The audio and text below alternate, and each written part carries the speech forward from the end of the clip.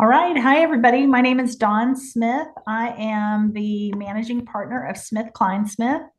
I think everybody's joining. Well, We'll let you guys get there we on go. They're here. they're they're now starting on. Yeah, I had a moment There of we go. panic. Ready to go.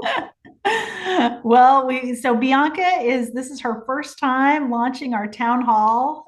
She's doing a great job so far. So now that you guys are all joining, she feels a lot better. She was worried there for a minute. My name's Dawn Smith. I am the managing partner and co-owner of Smith Klein Smith. Thank you so much for choosing our firm to represent you in such an important matter.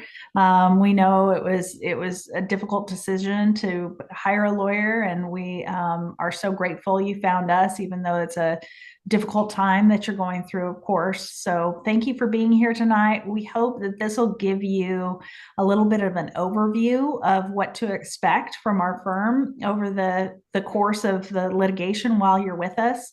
We have different departments, we have specialists. I have some amazing people here with me that you're going to hear from each one of them. They've all been with us for quite a long time, know about the ins and outs of the firm and our department heads.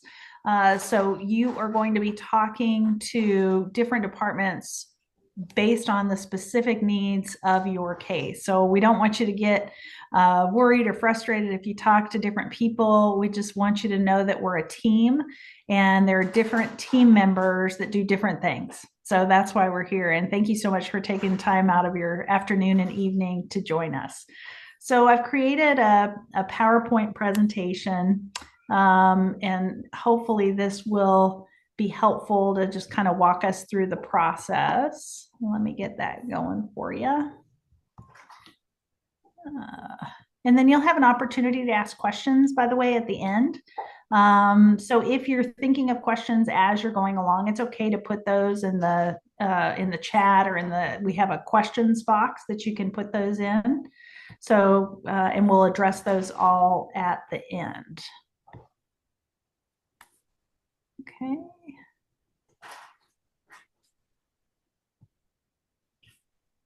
All right. So I wanted to talk to you a little bit about really your decision to hire a law firm and hire us. Most likely you were in a situation to where you really had to trust somebody to take care of your loved one or you because you were trying to get better, or you really didn't have any other choice but to ask for help to care for somebody that was in great need. And what brought you to us really is broken trust because you counted on the facility to provide excellent care, to provide for you or your loved one exactly the way you would expect to be provided for, and that the care that you were providing to begin with. And that just didn't happen. And when you rely on somebody like that for something so important and precious, and they betray you, there is so much loss and uncertainty that goes along with that. You just don't know what to do. You really have a hard time just kind of getting your head around the fact that this happened, that you suffered abuse and neglect, or your loved one did. You had to make a decision. And I just want to tell all of you that decision to hire a lawyer to investigate this matter on your behalf, that's going to have a long-term impact. We all do what we do because we feel like every lawsuit makes a difference. Every lawsuit is going to help create safety and justice for others that are living in the same facility. So I just want to commend everybody for having the courage to come forward with this. And then I hope all of us and all of you have hope for justice in this case. We want the facilities to take responsibility for their actions, and filing a lawsuit is the first step in having them do that. So, talking about the life cycle of a case, there's going to be different stages that you'll go through. The first stage is intake and investigation. You've already met with Bianca or a member of her team. She's going to be talking to you in a minute. She is really the one that is in charge of getting to know you and gathering the initial information so that we can determine whether or not we'll be able to pursue a case on your behalf. She's already talked to you and really started to get to know your story or your loved one's story. The more we know about you and what happened, the better we can represent you. Our medical and pre-litigation team is really the next stage in your case, and Nicola Gray is the lead in charge of those departments. Nikki's been with us for, I think you just had your 8th anniversary, you and Jacob Runyon both. And she's in charge of really making sure we have all the information that we need for the next step in the lawsuit. So she's going to gather family information. She'll tell you a little bit more about this, medical records, and we get an initial expert review in almost all jurisdictions because most of the time those are required. And we have nursing consultants on staff that help us review cases. Nikki's a nurse as well. She's a lawyer and a nurse. Very impressive. Our litigation team is led by Jacob Runyon. He's going to talk to you about the different steps to expect during litigation, talk about a lawsuit and how we file it, discovery and what that is, a mediation, and a settlement and trial. And then finally, we have Lori King with us today. She has also been with us for, you know what, Lori, it seems like we've been together for longer than we have, but I want to say it's about 4 years now or 4 years. So she started working with us in the probate department. And she actually did quite a few other things and really enjoyed probate work. And now she's worked her way up and she leads our probate team, coordinates with lawyers all over the country, and has really done an amazing job. But she's going to talk to you a little bit about probate and what that is. And then including lien resolution, I'll talk to you about that. Our administration department handles that. The settlement documents. Charlie Kirby is in charge of our administrative department. She's our COO. She's not with us today, so I'll be filling you guys in on that role.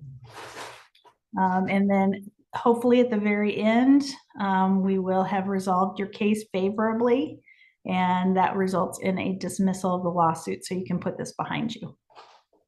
So with that, I've got some caricatures that I picked out that I hope reflect. I think, like I always say, I think Jacob looks the closest. He's in the middle there. Nikki used to have bigger hair. I need to have an alternate picture of Nikki with the smaller hair. It was clearly last week, Dawn. I have to have you do that for these town halls. But you'll hear from Bianca more. You'll hear from Nikki Gray, Jacob Runyon, Lori King. Charlie Kirby isn't with us tonight, so I'll talk with her, but you'll get to visit with all of us about these different departments within our firm. All right, with that, I will turn it over to Bianca. All right. Hi, everybody. Thank you for being with us. I am the Chief Customer Officer for the firm. And what does that mean? Basically, because our firm is a client-centered organization, they have placed me in charge of making sure that your experience is exactly what we want it to be. We want to make sure you're heard, you're understood and informed, because you're our genuine partners as we move forward in progressing this case. And as such, again, it starts with the initial intake. You've probably spoken to me or a member of my team. We have probably called you. We have probably emailed you and texted you. We pull out all the stops to make sure that we can communicate with you and get you what you need to move forward with the potential claim. So you've either spoken with me or another person of the team. We also help with the document collection. We make sure that if you have photos, very sensitive photos, and we sincerely appreciate you trusting us with those sensitive items, death certificates, marriage certificates, wills, and other documents, just to smooth the transition into the other departments. And especially since it's very high contact when we're initiating the case, we try to make sure we cover all those bases and get those documents from you. And then Case Status is our texting and status update platform. A lot of you have probably already been communicated with via Case Status. If you have not, feel free to reach out to me. and send me an email and I can kind of go through that with you just to make sure that you can communicate with us directly. We understand that not everybody is available for a phone call all of the time. So we want to make sure that we have multiple platforms for you to reach us and communicate with us. And it all syncs back to your file. So if you send us pictures, if you text us, you know, that you need to move a meeting or that you have new information, we get that and it's also synced to your client profile or the profile for your loved one. And so we love that service. If you haven't used it yet, it also lets you get status updates when your case goes from intake to pre-lit to litigation, anything like that. It informs you about where you are in the process. And then we also have that live chat option on our website that is seen by a real person. So if you submit the information, they typically ask you name, contact phone number, email address. I'm the one that gets all of those. So there is a human being on the other line. And we will get back with you as soon as possible, typically within 1 business day, to make sure that you have, again, multiple avenues to communicate with us. And again, you're going to hear from all of the experts that we have here at the organization. We've got probate experts, legal experts, medical experts. My group is the client experts of the firm. We want to make sure that you have a seamless experience with Smith Kline Smith. So obviously the whole team is focused on you and your case. But if there are any gaps in communication, you can't reach anybody, when in doubt, you can always reach out to me or someone on my team, and we can certainly get you connected with what you need to know or give you the update that you require. And I don't do lien investigation. I forgot to update that on the site, but thank you and forgive me. Thank you for the grace. You know what? I was just thinking when I went through this right before, I was like, you know what? I wonder what Bianca's going to talk about lien investigation. It does kind of, I'm going to talk to you about that. I stayed It up does for kind of legal take side. My apologies. oh, no, it's okay. It does kind of take a village when it comes to liens. So we could probably get Bianca to start that whole process, and that'll be part of the whole journey. I set up the DocuSigns. How about that? There you go. There you go. Thanks, Bianca. All right, Nikki, I'll turn it over to you. Thank you. And thanks again, everybody. Just reiterating what Bianca said, thanks so much for joining us. We do appreciate it. And just kind of going on what Bianca said as well, that your case does take a village, and us and the people in our team, that's your village. So even though your case is in pre-litigation, if you are having some trouble getting hold of your case manager or just need something in particular, you know, I work very closely with Bianca. My team works very closely with Bianca and her team, as well as Jacob's team and Dawn and Laurie's team. And just so if you ever do need to get hold of anybody or reach a person at the firm, you're more than welcome to reach out to anybody.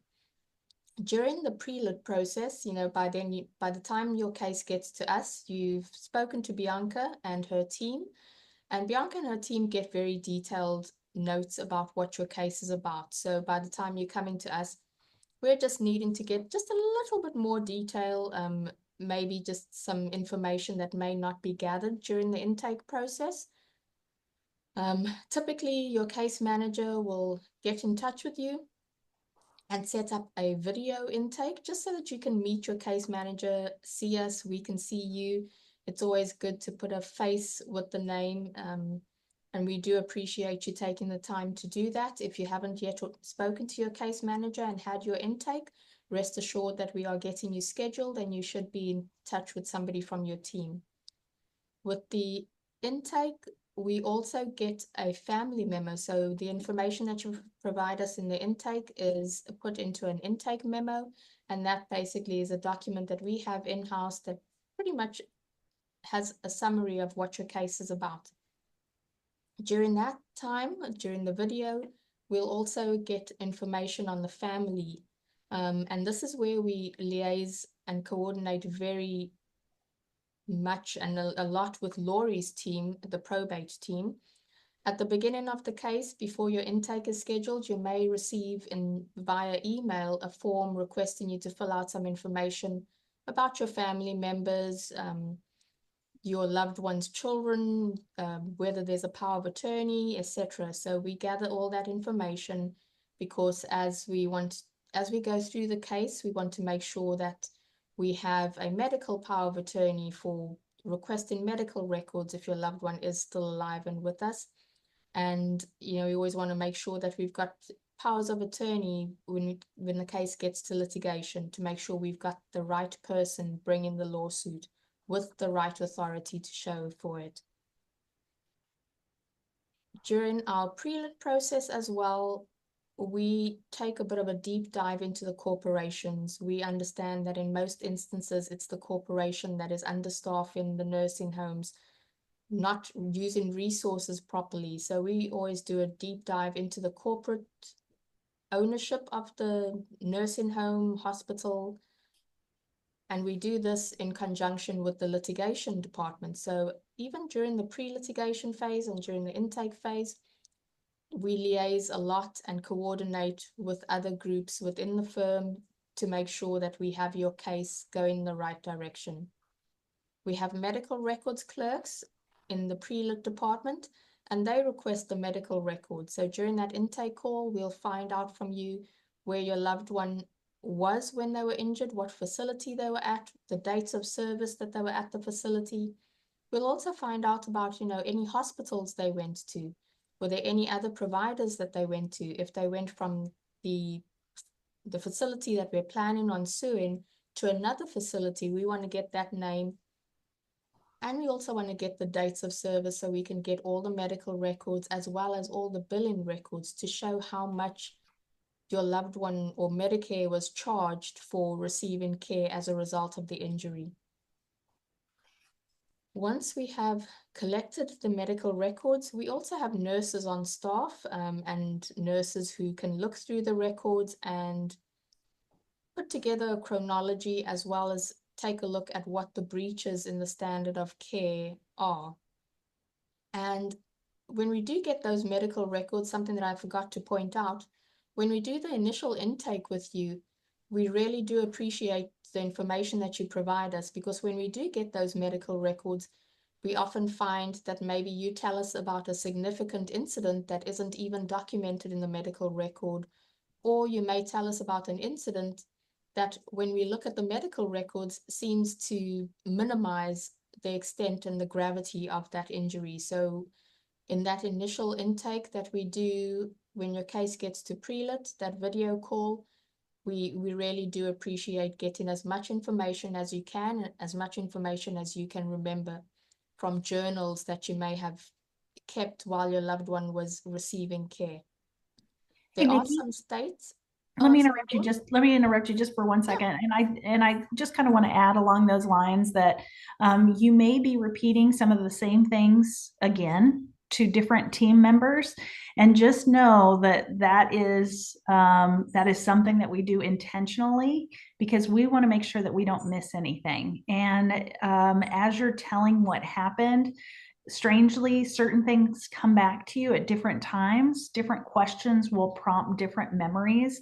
And you can think of it as we're going through the lawsuit, we just go deeper and deeper and deeper. So try to be patient with us. We know it's hard to go through all of this and talk about it over and over again, but we're doing this so that we make sure we understand all of the facts that can help us win the case on your behalf. Sorry about that, Nikki. Oh, no.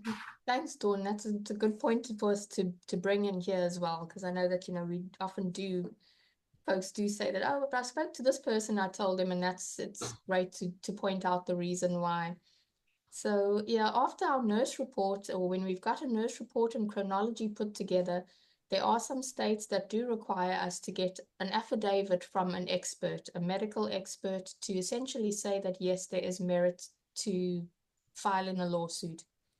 We may believe in your case, we believe in your case, but sometimes we do need to get that rubber stamp from an expert to say, yes, the facility did X, Y, Z wrong, and because they did these things wrong, this resulted in this injury. So as part of our pre-lit process and in going into litigation, we get that done.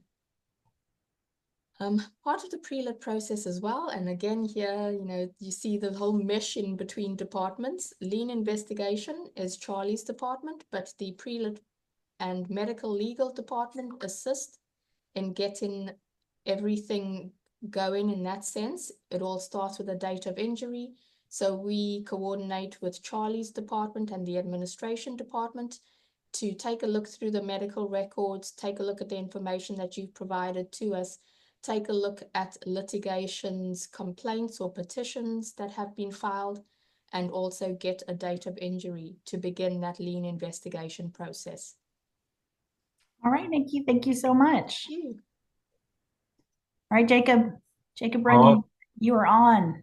Awesome. Well, appreciate it. So, fortunately or unfortunately, you're going to be in litigation, the department, the longest, with me and all the attorneys that work in our department. So the first part to get the case moving, as soon as we get the green light from Bianca and Nikki that we've got a case to get filed, we will file the lawsuit. And that is, to do that, you file a document with the court. It's either a complaint or a petition, depending on what jurisdiction you're in.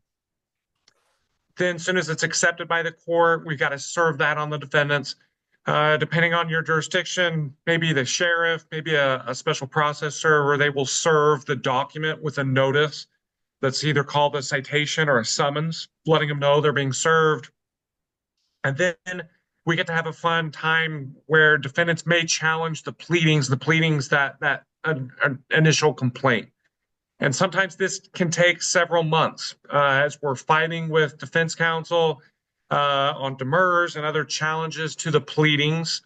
And then eventually, kind of as soon as we get through that process, they will file an answer and we can start conducting discovery. Now, discovery is the longest part of the litigation process. This is when we're able to exchange written questions. So these are called interrogatories. Request for production. So that's requesting tangible documents where we will start taking depositions. And this is where the attorneys and the paralegals are probably going to have the most interaction with you as the client, because we're going to be asking for, journal entries, photographs, emails, text messages, anything that you have that has anything to do with the facility, even if it's brochures and documents that you used in helping you decide to choose the facility. We're going to need those because defendants are going to be asking for those documents. So please make sure to maintain those documents and start collecting them, because we will be asking for those if we haven't already.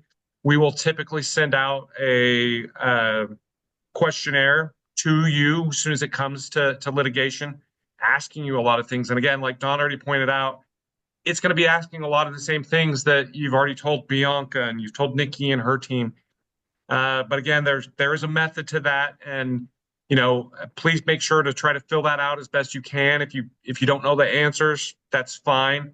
We'll certainly be contacting you later as we're going through and answering those discovery requests. And then your deposition. They're most likely going to want to take your deposition, and possibly even family members that you have. Even if you have family friends that have, personal knowledge of what happened, they may want to take their deposition. And a deposition is where a court reporter places you under oath. So it's like you're on the witness stand, and it's the other side's opportunity to be able to ask you questions. So defendants will come in and will ask you questions, and an attorney will be there with you to defend you and make sure everything's going right. And if you know of an individual, a CNA, a med tech, or somebody that knows a lot of information that might be helpful, please, again, make sure to let the attorney know so that we can take their deposition or get a written statement from them for any pertinent information that they know. After we kind of get through a lot of the discovery process, it will kind of lead us to hopefully mediation and expert designations. Because all of these cases are kind of under the umbrella of medical malpractice, it requires that we have medical testimony. So we have to hire lots of different experts, lots of doctors. Sometimes we'll have expert administrators and nursing staff that will come to be able to testify about the standard of care, how it was breached and how it caused injury, even to things how the facility was under budget or how they were understaffed at the facility. And those are all key things that we need to be able to prove our case. After that, it leads us to mediation. Mediation is basically where you take a neutral third party that sits in between the parties and attempts to try to get the case resolved. A lot of these cases do result in being settled at mediation. And we'll talk about that a lot throughout the case. But it's a question that we get a lot. A lot of these cases don't end up going to trial, but some of them will. Some of them just won't get resolved at mediation, and those will get to trial. And trial is going to be what you typically think of with a jury of your peers and a judge. Although a lot of you may have signed an arbitration agreement too, whenever you got to the facility. And arbitration is very similar to a trial. You just don't get a jury. You basically get a judge that sits and be able to make those decisions. But that's typically kind of the life of a case in litigation. And just kind of give you a little bit of a time period too. We try, most cases in litigation, as soon as it gets to our point where we've actually filed it, are resolved anywhere from about 12 to 18 months is kind of the average time that a case is resolved across all the jurisdictions and the various phases of the case. But look forward to working with each one of you on your cases. And please, we'll mention this several times, but please make sure to stay in contact with the attorneys. We try to stay in contact with you at least every 30 days. So if you haven't heard from one of my attorneys, please let me know. We do try to reach out to you and have good contact. But again, look forward to working with each one of you and appreciate your time. Thank you, Jacob. Okay, Lori King. I gave you a little bit of an introduction to her at the beginning of this presentation. Lori is our star paralegal that is in charge of kind of wrangling all of the probate issues across our different teams all across the country.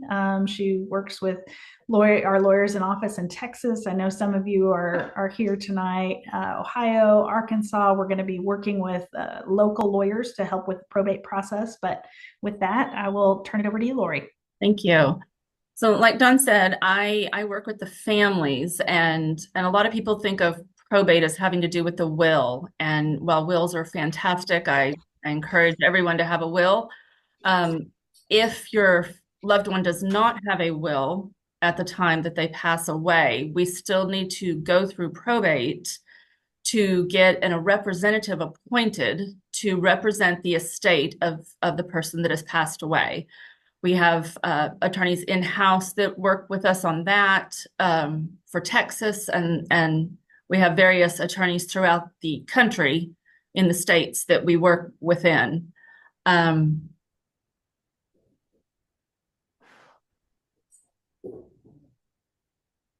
That is the extent of why we do probate. If there is a will, of course, we will abide by whatever the wishes of the testator, the person that signed the will, what they want to be done with any assets they may have at the time of their passing. Sometimes families want to divide things up differently, and in that case, we can draft family settlement agreements to have a division of assets in a different way. Some jurisdictions require going to court for probate. There's a probate petition that is drafted in each state according to whatever that state's laws are. And as I said, sometimes you have to go to court. Sometimes witnesses have to be brought in to prove up who are the legal heirs and present to a judge for them to determine who they will grant the authority to be able to continue the lawsuit on the behalf of the loved one that may have passed away. And the result of probate is letters of administration or letters testamentary if there happens to be a will. And that those letters give the person authority to be named in the petition that Jacob will help you bring to an end for the care that your loved one received or lack of care they received at the facility. Great, thank you, Lori. Could you talk to us a little bit about kind of your role and the importance of our family investigation too? We'll be asking quite a few questions, so could you give them kind of a little bit of an idea as to why we do that? So probate involves the entire family. I hear lots of times I'm the one that took care of mom, and unfortunately that happens a lot. However, all family members have to be included in probate in one way or another. They have to, there has to be a meeting of the minds amongst all the families members. If there is not a will, if there's a will and your loved one decided what needs to happen, of course, they made that decision for you. But if there's not a will, there's very strict guidelines in each state on how things have to be divided amongst family members and who can serve as the estate representative in different situations.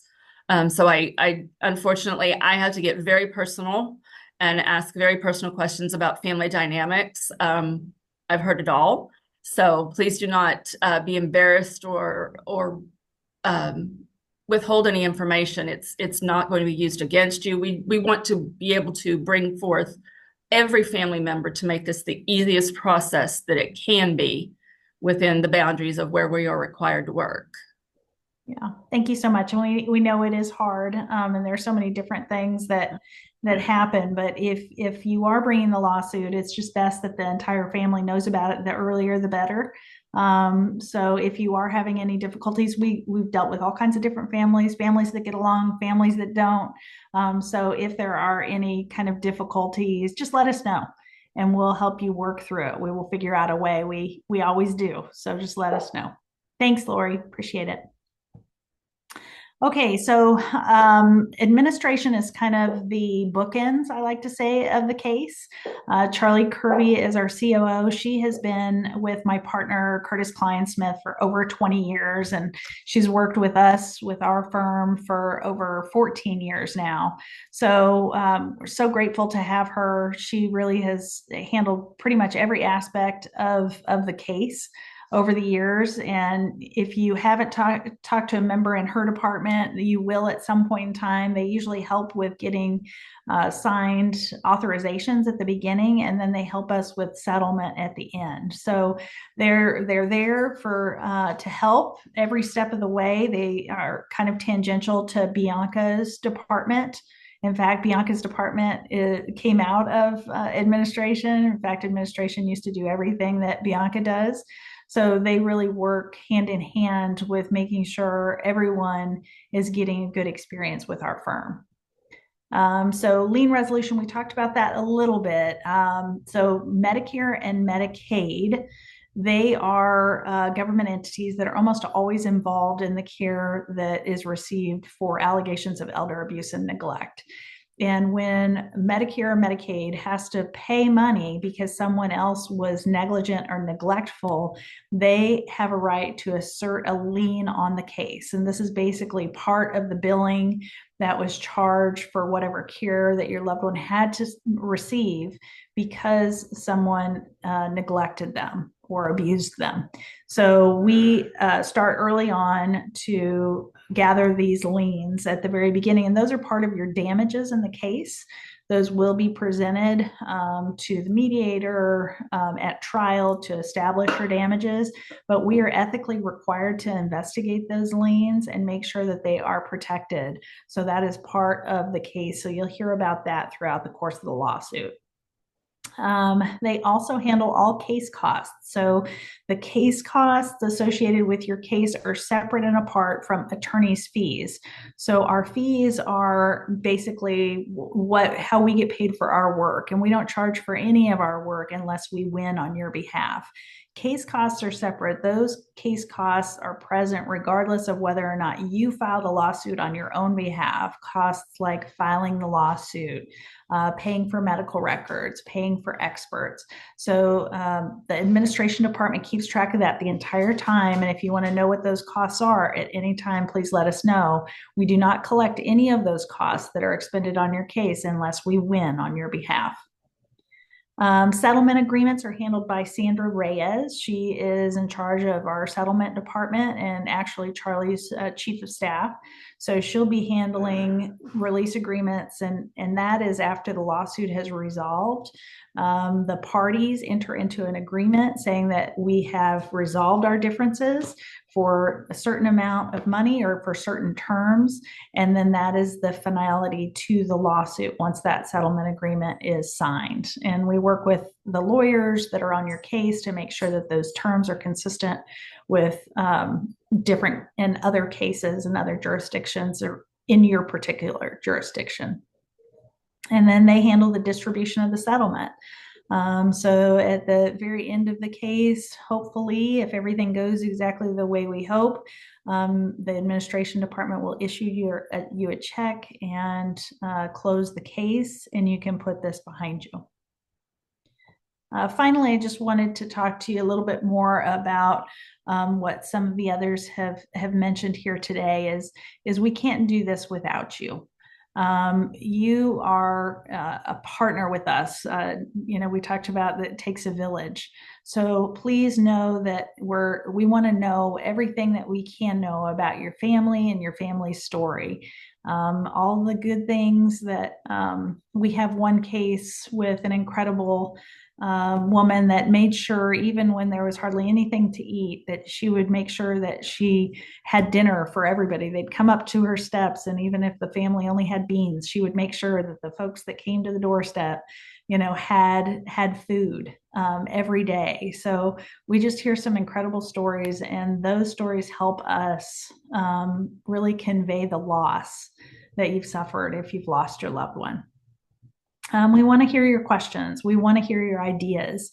We've been doing this for quite a few years now, and this is all we do. We specialize in elder abuse and neglect across the country, but you're going to have different ideas that maybe we haven't thought of. So share your ideas with us, and please ask us any questions that you have. Stay in touch with us. So important. Please, if you have any changes in your cell phone, your address, your email, if you've changed jobs or anything like that to where you've lost the email that you used to use, please update us, because we do communicate a lot electronically. So it's so important that we have that up-to-date information. And Jacob talked to you about your documents. So did Nikki. So did Bianca. So it's so important to just keep all of your documents together in one place. I know when you get a call from us, you're probably thinking, oh no, what do they need? It brings back memories of what happened. If you just put all of your important information in one place, either in a file folder on a computer, in your nightstand desk, in your desk drawer, where you know everything's going to be, it'll give you a lot less stress to where you can just walk over it to your house, pull out that folder that you have, and be able to answer those questions, as opposed to having it in all different places. So please keep everything together as best you can. And then, like I said, we can't do this without you. So thank you so much for, like I said, trusting us with such an important case, and know that this is a partnership with you as we move forward to try to get justice for what happened. Please stay connected with us. You can follow us on all of these different social media platforms. We provide as much information as we can about different things that are relevant to what happens in nursing home abuse cases and how you can prevent further abuse to other family members and loved ones. So please, you can just scan that code with your phone, and it'll link you to all of our social media accounts to keep you informed about just kind of the newest things that changes the ways that we're helping to try to protect our elderly in our communities. So with that, I will open the floor to any questions. Looks like we've got 3 so far. The first question is regarding expert review. Are experts in-house, third party, or combined? That is a great question. So Nikki is a nurse, and we have in-house nursing consultants, but we consult with outside physicians. We don't have any physicians on staff that we work with, but we work closely with different physicians across the country to review cases. And then when we designate experts, they have to prepare to testify at trial. Another question, expectations on settlement. Do most end up being insurance payoff. So that really depends. There are not laws in every jurisdiction that require nursing homes or hospitals or assisted living facilities to have insurance. We wish they did. There are some great federal laws that exist that help us pursue these lawsuits, but there isn't one that requires insurance. So I would say, and then sometimes they have very huge deductibles. They call them SIR retention. So, but I would say probably maybe 75%. What do you think, Jacob? Does that sound about right? 75% That have have insurance? Yeah. Yeah, it might be a little bit higher than that, or if they do, it's, a lot because they're not required to have insurance. Some have a, $100,000 or $50,000. They're not always larger policies. So, Yeah. So that does make things complicated. It really does, because a lot of these facilities try to shift money from one entity to the other. There's something called related parties that Medicare is now requiring these facilities to disclose so that we can investigate if the facility is shifting money, trying to look like they're poor and not making any money, into maybe a staffing company or a medical records company or pharmacy company. So those are things that we look at when we're investigating the case. But insurance is a good thing on these cases. And if they don't have insurance, it makes it a lot harder to get good settlement. Regarding settlement expectations, if the facility has been closed. So that happens quite a bit. A lot of times what happens is one facility or one group purchases that facility and then they continue to operate. But a lot of times, even if the facility is closed, there is insurance or an entity that can be responsible for that harm, even if it's closed. So just because it's closed, that doesn't mean we won't have an opportunity to move forward on the case, but we'll have to investigate it and see what they have and what we can do, even if they're closed. Another question: where are depositions held? Are they held with local attorneys? So your deposition, most likely, since COVID, lawyers were really required to move forward into the present day faster than we ever would have without COVID. So depositions before COVID used to be always in person, and they would always take place close to where you are, so wherever it was convenient for you. And then, yes, our lawyer would be there with you. But nowadays, most of our depositions happen remotely. They happen on a Zoom platform. So your attorney will be there with you, just in a Zoom room, as if they would be there right next to your side. And we prepare you ahead of time by usually a video conference, several video conferences, to get you ready for that. Sometimes the lawyers want to take the deposition in person, or we need to do the deposition in person because of circumstances. So we do that too, but not quite as much as we used to. So we have a question about a specific nursing home. The question is basically, if we have the same nursing home and we've litigated against that, do we have the same legal team, or do tactics change? So it depends on, so a lot of nursing home groups own facilities around different regions or even national. So it depends on the parent company that owns that facility. But one of the reasons why Curtis Klein-Smith, my partner, and I decided to do this type of work nationally is so that we could gather information about the same nursing homes that seem to be doing the same things in different jurisdictions. So we gather information from one case to another. So if we do have a case against that same facility, we will be using the information that we've learned from that case to help the next case. I hope that answered the question. Let's see, we've got clarifying, can we expect a facility to be closed due to resolution? Okay, so I think the question is, would the facility close down because of what's happening in the lawsuit? I will say I wish that was the case, but most of the time, no. The only way that facilities shut down usually is if they they aren't making enough money, or they've decided to try to shield liability by moving the money somewhere else, or if the Medicare or Medicaid shuts them down. So that happens from time to time, and they can be penalized with heavy fines and penalties if they keep on repeating things. But that just doesn't happen to where they're completely closed very often. If you haven't already made a complaint to either the ombudsman, and we can go into detail about that if you give us a call, or to the state regarding what happened to your loved one, you absolutely should. And we can help you with that if you have questions. Let's see. So the facility won't tell the truth due to being fired. So then what happens?